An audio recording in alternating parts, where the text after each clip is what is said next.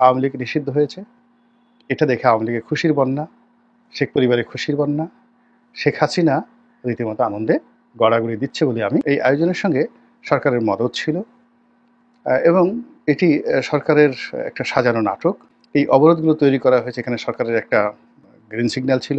যখন যমুনার সামনে ছাত্ররা জনতারা আন্দোলন করার চেষ্টা করলো, তখন সেখান থেকে তাদেরকে পানি খাওয়ানোর জন্য, তাদের উপর ঠান্ডা পানির ছিটা দেওয়ার জন্য সিটি কর্পোরেশনের যে মেহমানদারি, এটি এই বাংলাদেশে নজিরবিহীন ঘটনা।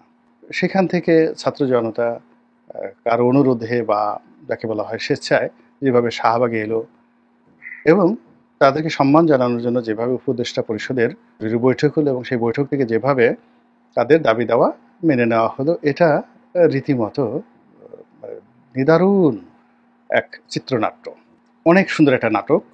কিন্তু জনগণ এই নাটক বুঝে গেছে যে এখানে কে লিখেছে, কারা লিখেছে বা কিভাবে এটা অভিনীত হয়েছে, এটাই হলো বাস্তবতা। এখন কাগজে কলমে আওয়ামী লীগ নিষিদ্ধ, যারা আওয়ামী বিরোধী লোকজন তাদের উল্লসিত হওয়ার কথা, কিন্তু উল্লাসটা হচ্ছে না এবং এটা হবেও না। উল্লাস হবে আওয়ামী লীগের মধ্যে এবং সেটা হচ্ছে। এর কারণ হলো, যখন বিগত দিনে ১/১১ এসেছিল, সেই ১/১১ সময়টিতেও জাতীয় পার্টি এবং জামাত সুবিধাজনক অবস্থানে ছিল এবং লক্ষ্য করুন যে এখনও কিন্তু জামাত এবং জাতীয় পার্টি সুবিধাজনক অবস্থায় রয়েছে। যেখানে রাশেদ খান মেনন, তারপরে হাসানুল হক ইনু সাহেবের মতো লোক, তাদের উপর যা কিছু হচ্ছে, সে তুলনায় শেখ হাসিনার যদি সহযোগী কেউ থেকে থাকে তাহলে জাতীয় পার্টি প্রথম। সে তুলনায় জাতীয় পার্টি ভারতের তত্ত্বাবধানে এবং আমেরিকার তত্ত্বাবধানে সর্বোচ্চ ভালো অবস্থানে এখন আছে। এখন জামাতের সবাই এক একজন সৌদি আরবের যে রাজপুত্র রয়েছেন মোহাম্মদ বিন সালমান, তাদের মতো তাদের জীবনযাত্রা এখন চলছে। তাদের ক্ষমতা আছে, জৌলুস আছে, আকর্ষণ আছে, তারা যেখানে যাচ্ছেন সেখানে ভন ভন ভন ভন করে সুবিধাবাদী যারা মাছি রয়েছেন তারা সেখানে উপস্থিত হচ্ছেন, তারা যা কিছু বলছেন সেগুলো অমীয় বাণী।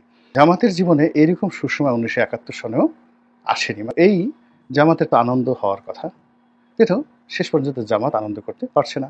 আওয়ামী লীগের দ্বারা সবচেয়ে বেশি ক্ষতিগ্রস্ত দল 15 বছরে বিএনপি, সর্বনাশ করে দিয়েছে বিএনপির মামলা মোকদ্দমা, এবং সেই মামলা মোকদ্দমা এখনো পর্যন্ত উঠেনি, চলমান। বিএনপিকে লোভ দিয়ে, লালসা দিয়ে বা কিছু সুযোগ দিয়ে এমন একটা জালের মধ্যে আটকে দেওয়া হয়েছে, ফলে বিএনপির যে সকল ধড়িবাজ, দুর্নীতিবাজ কর্মকর্তা ছিল, সামরিক, বেসামরিক, পুলিশ, প্রথম দফায় তাদেরকে বের করে আনা হয়েছে এবং বিভিন্ন পদ পদবি দিয়ে আবার এখন তাদেরকে টাইট দেওয়া হচ্ছে। এমন টাইট দেওয়া হচ্ছে যে অনেকের জান যায় যায় অবস্থা। বিএনপির যে সকল চাঁদাবাজ রয়েছে তাদেরকে আকৃষ্ট করার জন্য জেলখানা খালি করে দিয়ে একেবারে সমস্ত ক্রিমিনালদেরকে বের করে দেওয়া হয়েছে এবং এই সকল ক্রিমিনালরা বিভিন্ন এলাকা থেকে দখল নিয়েছে এবং তারা যে কাজটি করেছে, প্রথমত তারা বিএনপিকে তাদের সাবস্টিটিউট পাওয়ার হিসেবে তারা নিয়েছে, আর সেকেন্ডলি তারা আওয়ামী লীগের যে সকল ধনাঢ্য লোকজন রয়েছেন তাদেরকেও ওখানে এস্টাবলিশ করে দিয়ে একটা সাম্রাজ্য গড়ে তুলে পুরো এলাকাতে যে ত্রাসের এবং সন্ত্রাসের রাজ্য কায়েম করেছে, যার পুরো দায় দায়িত্ব BNP, but it is pre-planned and well designed. এনসিপিরও একই অবস্থা। এনসিপি গঠন করার পর থেকে তারা অনেক কিছু আশা করেছিল, চেষ্টা করেছিল, কিন্তু সেই জিনিসগুলো তারা পারছে না। ফলে এখন তাদেরকে বিভিন্ন মহলের, বিভিন্ন এজেন্সির কথা অনুযায়ী কাজকর্ম করতে হচ্ছে। এ নিয়ে আওয়ামী লীগ নিষিদ্ধকরণের যে প্রক্রিয়াটি, এটি কাদের মাথা থেকে এসেছে, কেন এসেছে, কিভাবে এসেছে, আওয়ামী লীগকে পুনর্বাসন করার জন্য, শেখ হাসিনাকে রক্ষা করার জন্য, নাকি আওয়ামী লীগ ধ্বংস করার জন্য, শেখ হাসিনাকে শিক্ষা দেওয়ার জন্য, সেটা সময় আসলে বোঝা যাবে। কিন্তু ব্যবস্থা হলো বা অবস্থা হলো, এই প্রক্রিয়ার ফলে অন্য অনেকের কপাল পড়বে, কিন্তু শেখ হাসিনার এবং শেখ পরিবারের কপালে রীতিমতো চন্দনের ফোঁটা পড়েছে। তাদের বৃহস্পতি এখন তুঙ্গে। 11 সময়টিতে বিএনপি এবং আওয়ামী লীগ এই দুটো দলকে -2 ফর্মুলাতে ফেলে দেওয়া হয়েছিল। গেল এই ঘটনা। তো এবার যখন এই অন্তর্বর্তীকালীন সরকার এলো, তখন তো মানুষ প্রথমে বুঝতে পারেনি এটি বিপ্লবী সরকার, এটা গণতান্ত্রিক সরকার। কিন্তু ধীরে ধীরে এখন মানুষ সবাই বুঝতে পেরেছে যে এর পিছনে অনেক দৃশ্য আছে, অনেক খেলা আছে এবং খেলা এখন অনেক বাকি আছে।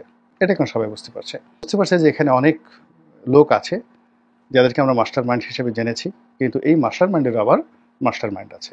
আর এখানে শেখ পরিবার, শেখ হাসিনা মাইনাস হয়ে যাবে অটোমেটিক। তো এটা নিয়ে আসলে আওয়ামী লীগের যারা নেতাকর্মী তাদের মধ্যে এক ধরনের যাকে বলে আশা, নিরাশা, হতাশা ছিল। এবং আওয়ামী লীগ যদি আবার রিভাইভ হয়, সেক্ষেত্রে যারা সাধারণ নেতাকর্মী, লাখ লাখ কোটি কোটি নেতাকর্মী, তারা এখানে আসবে। আওয়ামী লীগের অফিস খুলে দেওয়া হলো, সব অফিস, এবং সেখানে যদি আওয়ামী লীগের মোটামুটি নাম আছে, এরকম কোনো কাউকে বসিয়ে দেওয়া হতো, সরকারই রেডি করে দিল। তারপর আওয়ামী লীগের বঙ্গবন্ধু এভিনিউ অফিস খুললো এবং এখানে কিন্তু লক্ষ লক্ষ নেতাকর্মীদের ঢল নামবে আওয়ামী লীগের ব্যানারে।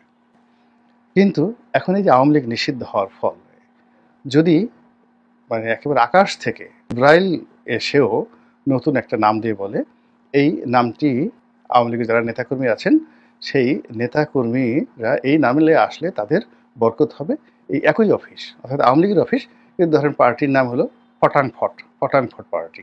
তো ফটাংফট পার্টি আওয়ামী লীগের অফিসে সাইনবোর্ড আনছে এবং সেখানে আওয়ামী লীগের একটা মশা এবং মাছিও কিন্তু এখন যাবে না।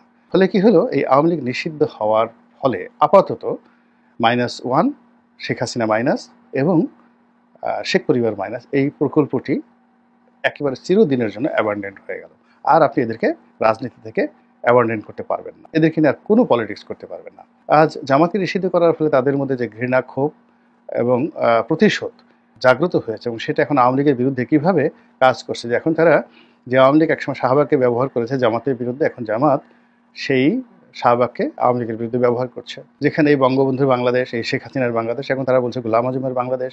এগুলো সবই আসলে ক্রোধ থেকে, ঘৃণা থেকে, এটা কিন্তু তারা আগে থেকে বলতো না। এই কাজটা তারা করছে আওয়ামী লীগের কারণে। এই যে আওয়ামী লীগকে ব্যাকফুটেজে পাঠিয়ে দিয়ে জামাতের যদি 5 to 6% or 3 to 4% তাদের সমর্থন থাকে, 35% লোকের মনে ঘৃণা, ক্রোধ এবং বিক্ষোভ জাগিয়ে দেওয়ার পরিণতি কি হতে পারে ক্যালকুলেটর লাগবে, আপনি নিজেই মোটামুটি এটা বের করে ফেলতে পারবেন। এখন বক্তব্য হলো যে আওয়ামী লীগ নিষিদ্ধ হয়েছে, এটা দেখে আওয়ামী লীগের খুশির বন্যা, শেখ পরিবারের খুশির বন্যা, শেখ হাসিনা রীতিমতো আনন্দে গড়াগড়ি দিচ্ছে বলে আমি ব্যক্তিগতভাবে মনে করি। আল্লাহ আমাদের সবাইকে হেদায়েত দান করুন এবং হেফাজত করুন।